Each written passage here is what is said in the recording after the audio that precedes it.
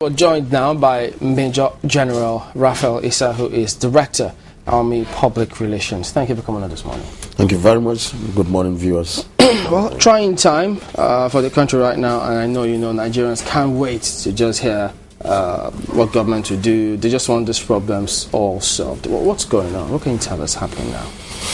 Yeah, Nigerians can't wait.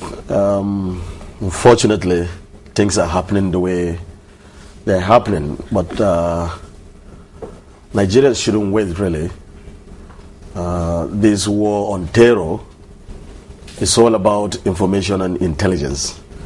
Yesterday we heard all from the Commander-in-Chief, and I think what we really need to do now is to encourage people to really come up, to stand up and say no to this terror, acts of terror. A couple of times people have come on this program and they give out a series of numbers, and Nigerians have always replied to say we don't want series of numbers just the way they have it in other parts of the world.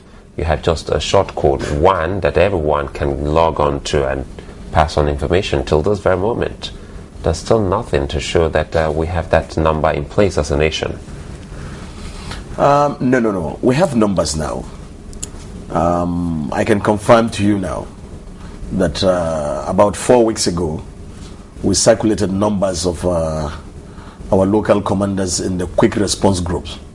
The army just formed some quick response groups, about 20 of them in number, all over the federation. They are operating on our highways. 20 each in each state? No. 20 QRGs, okay. Quick response groups. Okay. And they are mainly to fill the gaps that have been identified where we have some of these task forces operating. We have their numbers, we have their routes, and we encourage Nigerians to use them. We publish more of these numbers, and I'm sure also the police and other agencies have these numbers too. And so we encourage Nigerians. Do you think the locals also have such numbers? For instance, the man who is in that community, maybe in Maiduguri, in Borno, and some other places like Kano, does he have access to that number? Yeah, they should have access. And are the numbers toll-free? Without having credit on your phone, can you call the numbers? Oh, that's one other issue we have to address, whether they are toll-free or not. But these numbers are not toll-free. But that's one other issue we have to address now, whether they are toll-free numbers. But I know that the police has toll-free numbers. But our numbers are personal to those officers, but we can still make them toll-free anyway. Okay. Do you agree with those who perhaps suggest that maybe the entire challenge will have has to do with a systemic problem? Because there has to be a systemic approach to tackling this. Is that existent now? Yeah, you see, asymmetric warfare, as it were, is a systemic problem itself.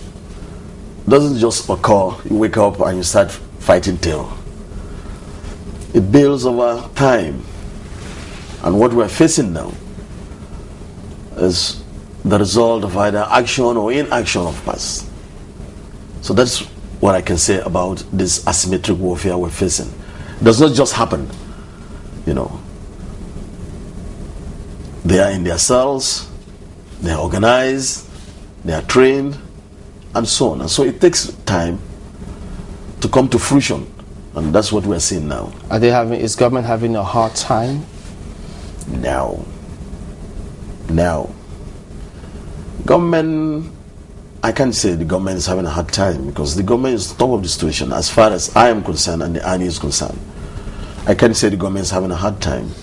Because Nigerians think otherwise, and this morning we were talking, and specifically I said, well, we've always heard the same story, that the government is in charge, and anytime they say they're on top of any situation or leaving no stone unturned, we get to hear 2, 3, 4 more explosions and people are dead. So at what point do we start believing it when they say we are in charge? Well, one thing with these our professionals, or so-called professionals, is that they come on real-time television, make analogy of situations, analysis here and there, and those of us who sit down out there listening to them, we fault some of this analysis really. So I wouldn't want to say professionals have spoken. But then, even before I came into the studios, I overheard somebody say, look, the Americans with all they have and so on and so forth, it took them 10 years to track down a single soul and so on. It's not going to be easy. That's because that single soul wasn't in America. But this Boko Haram, sometimes they say we know them. Sometimes we hear government spokespeople who say they live amongst us. So if they live amongst us, not like the Bin Laden who was outside America, and it took them all that number of years to track down, then it should be a matter of weeks or days to track down someone who lives in Nigeria. This country is big. They live among us because there's only a handful of evidence to show outside support really for now. So it means you can safely conclude that they live among us. They stay in houses. These houses are in our wards. These wards are in districts. These districts are in local governments and so on and so forth. So they live among us. It's true. You know, I mean, it's a safe deduction. You can deduce that these people live among us because there's hardly any time arrest is made that you don't find Nigerians among them. And so if they are Nigerians, it means they live in Nigeria. They are with us. You know, it is sad that, security agents also lost their lives in this particular attack because they were the primary target. But aren't you a bit worried that security agents are the primary target and that they get away with so many casualties? I mean, if you tell the average everyday Nigerian to look around, if you see suspicious movements, report them, and put the average Nigerian at the alert, as it were, on alert, how much more are security agents? Will we say that they were sleeping or they were not conscious of the environment? No, they can't be sleeping. Like I said in my opening statement here, it's difficult to fight asymmetric warfare. You don't know where he wants to operate. It's not conventional. Where you stay here, you see the enemy opposite you, or you do some recce, you get some information about the enemy. And I started by saying the whole thing is based on information and intelligence. Are you afraid that security agencies could have been infiltrated? For instance, people are saying that people who planted, if you see the visuals that we have on that particular bombing, you see that the entire building was up in flames. The whole of Zone 1 police headquarters was raised down. It means it's not just one small bomb here and there. It took detailed planning, as it were, from the visuals. If the pictures that we see are anything to go by. If that's the case, is it that nobody was aware of what was going on around them while all of that planning was going on? Yeah. You see, we're going through a phase in our life. We're going through a phase. Those who plant these bombs might as well be workers. There might be visitors there. And it takes some time, deliberate planning to do some of these things. It is true, if we are not infiltrated, then it is difficult to gain access that way. So it's not a conventional warfare kind of. You understand? Now, all we need is for everyone to stand up and say no. Those are some of the visuals that we're seeing on our screen right now. That is devastating. That's almost very thorough. And remember very well that Nigerians, we've been so complacent with security issues. A visitor comes to you, a visitor comes on the street, nobody cares who he is, nobody cares what he's doing, and so on and so forth. Okay. I remember very well, I visited Porto Novo as a young lieutenant who went to a supermarket to get a toothpaste in the morning. And an 11-year-old boy was the one who reported to the police that he saw foreigners in the supermarket. I'm black, he's black, speak French, like he did. 11-year-old boy raised the alarm that the people he saw in the supermarket don't look like his nationals. But here, Nobody cares. But again, we'll still put the blame before the government. What kind of enlightenment have they given the people? What kind of lifestyle? No, you know, is the truth. you can't always heap the blame. No, but for the that security one, agencies or the government, no, because that's where the problem lies. No, because in Port Novo, neighboring Port Novo here, they have it. All the training about civic. In the United States, the same thing. Once you land, everyone has some kind of information that look, there's some kind of individual, especially if you're not staying in a hotel. Yeah, that is why I'm saying that we're going through a phase in our lives. Maybe this calls for a rethink. We have to look at the whole thing holistically and see what is really going wrong. People must stand up. Civil responsibility. You understand? So that someone who comes into an office is doing something you suspect it's not right, it's not legal, you report. But here nobody cares. And when it happens, the next is the government is not doing, or the army is not doing, or the police is not doing. No, it shouldn't be that case. You should help the security agencies, just like the commander-in-chief said yesterday.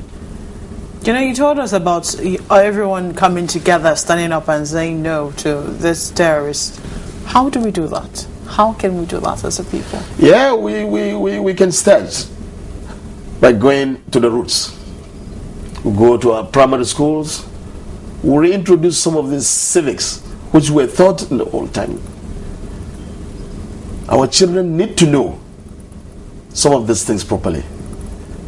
Must imbibe the culture of this security consciousness. We are not security conscious as a people at all. Is that proposal, has it gone maybe to the Ministry of Education? Well, I read on pages of papers some days back that some schools will start teaching civics and so on and so forth. Okay. And I think it's a welcome idea, really. And apart from that, we have our National Orientation Agency. They have a lot also to do. But again, do you think we have enough policemen out there to help out in all of this? Because we see more policemen keep watch over some individuals than those we get to see keep watch over us as a nation. Well, there are two things there. More policemen, we know our strength, maybe 400 plus, and we know our population. You get the indices, you divide the strength of the police by the people they are supposed to police. And then the UN standards are well known to us. Do you have the feeling that the army, for instance, whether we have policemen all over our land, the problem is that if we do not say no to these things that are happening, it is not the number of policemen or the army on the streets that can solve this problem alone. Well, I think Nigerians have said no. It's a collective responsibility. But do you have this feeling sometimes that the army specifically has been infiltrated by these bad guys? I personally don't have that feeling. That's my personal opinion, that the army has been infiltrated by anyone. Has the army been looking inwards to see if they have some kind of bad legs within? Well, the way we operate is very easy. When you look elsewhere, we easily know who you are and what you stand for. That's our organization. Okay. It's a profession that can easily detect who is looking elsewhere. So you don't even have to start sniffing around to know Mr. A is not. So it just aligned. shows, it pops up. Yeah, it pops up. Okay, but then strategy is not new to military. In fact, history says the term originated from the military. Yeah. Is there a coordinated response, a coordinated effort involving the police and all the security agencies at solving this problem now? There is. As I talk to you so, training on counter-terrorism is ongoing in Jaji. We have instructors from the police, the army, the immigration, and so on counter-terrorism. Customs, we're all involved. As I speak to you so, these QRGs have been retrained in counter-terrorism. And so they're all over the nation now. The public relations, I know you know, it's a very important aspect, a very important leg of this whole thing. Yeah. Because to get the people to give you information, you have to relate to them properly. What is being done about the way maybe the KRGs or the coordinated response approach Nigerian citizens? Because the impression they have out there is hostility. And if you're hostile to them while seeking information or even doing the normal search, basic search, everybody holds back. Nobody wants to come forward. Right. The Army has introduced, or we now have what we call the Civil Military Affairs Department in the Army headquarters. It's headed by a Major General, an experienced Major General. And so, we seek to partner with the civil society in moving forward. It's very important we do that. And so we have the CMA department now. Hitherto, it never existed. So now we have the CMA, the Civil Military Affairs. So while we do our patrols and so on, we also want to relate with the civil populace, with Nigerians. So that that monstrous look, oh, this is a soldier, I can't go near him. I mean, we want that. How is the response so far? How is it catching? Oh, it's encouraging. The response is encouraging. In places where you have It's encouraging because I can tell you, it's part of such responses that we were able to succeed in Bompomari. The raid on that IED factory in Bompomari was based on a tip-off, an information from the civil society. It wasn't as if we just sat down being clairvoyant or whatever. No. Somebody told us something wrong is going on there. And you see, that's why I'm saying that Nigerians have been so complacent with their immediate security. You go to a place where you find out that these are houses and all the doors, for heaven's sake, all the doors are facing backwards, not even the conventional way of building houses. All the entrance to all the houses in that area that was raided by the army, all the doors were facing inwards. So you all have the windows facing the main road. And that's not how we build in Nigeria. They are not plastered even. And nobody cared to say, no, something is wrong with the way these people are constructing these houses. And that is an IED factory. I was going to ask you, are you confident that, well, first, before I ask you if you're confident that we can overcome this menace, I was going to ask what your, a host of times we've heard security agencies say that they know those behind these people. Is the army aware of those behind this particular group of people? Well, whether the army is aware or not, the whole thing is about a joint effort.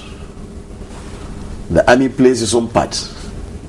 Once those who get the information process this information, and it comes to execution of the plan and so on, and the army comes in. Oh, so you're only involved in the execution stage? Not just the executing, because we have the Director of Military Intelligence too. So it's not just the execution. We're also involved in the planning. But what I'm saying is that when you hear agencies say we know those who are behind this, as you understand, you must follow, you must track and get enough evidence. Because we know Nigerians who they are very, very well. You get somebody, you don't have enough evidence to track him down, you do something, the next day he's on air and he's talking about human rights and all these things. So we are always careful too. So the law. Is that part of the challenge that you're facing in this whole matter? Yeah, but then now that some areas are under emergency rule and governance and so on, then it gives us a more robust mandate. Our rules of engagement must change. And indeed they have changed. But would you like to see further change in terms of maybe strong legislation, ability to hold suspects, maybe longer than 74 hours or 24 hours? Of course, the young Nigerian who was accused of plotting to bomb an airline is still under detention. He goes to court and out, they renew the detention and so on. How come we don't have same here in Nigeria? I mean, how do you feel with the escape or release or disappearance of the suspect we had? It's unfortunate. That's my feeling. It's unfortunate. Can it happen in the military quarters? Yeah, it can happen anywhere, but it's unfortunate. But it can hardly happen with us. But it's unfortunate it did happen. That's just my reaction to that.